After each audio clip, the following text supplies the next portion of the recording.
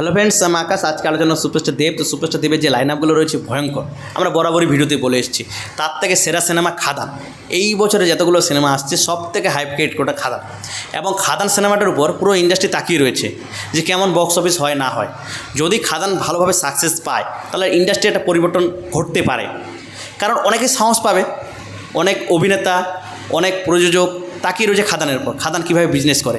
সকলের কাছে এটাই অনুরোধ, খাদান যাতে ভালো একটা কালেকশন আয় আনতে পারে। শুধুমাত্র সোশ্যাল মিডিয়াতে হাল্লা করলাম আর হলে গেলাম না, এমনটা কিন্তু করলে হবে না। এটা একটা বিগ বাজেটের কমার্শিয়াল সিনেমা, সকলের উচিত ভালো একটা কালেকশন আনা, ভালো কীভাবে ঝড় তুলতে পারে সেটা আমাদের নজর রাখা। তো আমরা এটাও বলেছিলাম যে খাদানের পর সুপারস্টার দেব আবারও নিজেকে তিনি ভাঙতে চলেছেন। সুপারস্টার দেব তো নিজেকে ভাঙতে পছন্দ করে, তো সুপারস্টার দেব রঘু ডাকাত নিয়ে হাজির হবেন। এটাতেও তিনি নিজেকে অন্য মাত্রাটা যোগ করে দেবে এবং নিজেকে তিনি ভাঙবে। বরাবরই আমরা কিন্তু এটা বলেছিলাম, অনেকে তখন কিন্তু এই আমাদের কথাটা বিশ্বাস করেনি, তারা কিন্তু বলেছিল যে ফেক নিউজ, বা তারা বিভিন্নভাবে মন্তব্য করেছিল।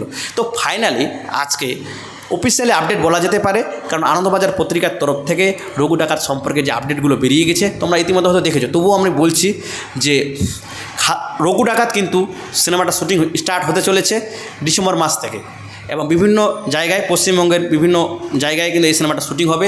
রেকির কাজ খুব তাড়াতাড়ি শুরু হয়ে যাবে, কিন্তু মহারাষ্ট্রের বিভিন্ন অঞ্চলেও কিন্তু সিনেমার শুটিং হবে এমন কিন্তু জানা হয়েছে।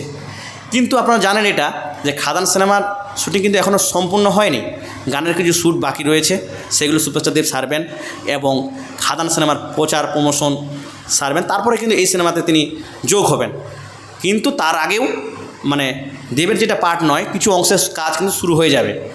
দেবের টাইমের একটা ব্যাপার রয়েছে, এই টাইমটা নেবেন ধ্রুব ব্যানার্জি, এমনও কিন্তু পত্রিকার মাধ্যমে জানানো হচ্ছে।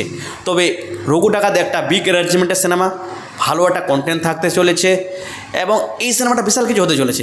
অনেক সময় এই সিনেমাটা বারবার পিছিয়ে গেছে, অ্যানাউন্সমেন্ট তো অনেক দিন আগে হয়েছে, এসবিএফের তরফ থেকে জানানো হয়েছিল, কিন্তু বারবার চিত্রনাটকের সমস্যা এবং বাজেট সংক্রান্ত ইস্যু নিয়ে কিন্তু বারবার পিছিয়ে গেছে এটা।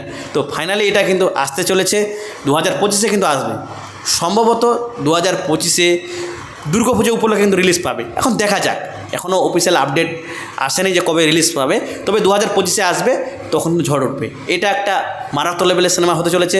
খাদান যে লেভেলের সিনেমা, তার থেকে বড় বাজেটের সিনেমা এটা হতে চলেছে রঘু ডাকাত, এটা কিন্তু বলে রাখি।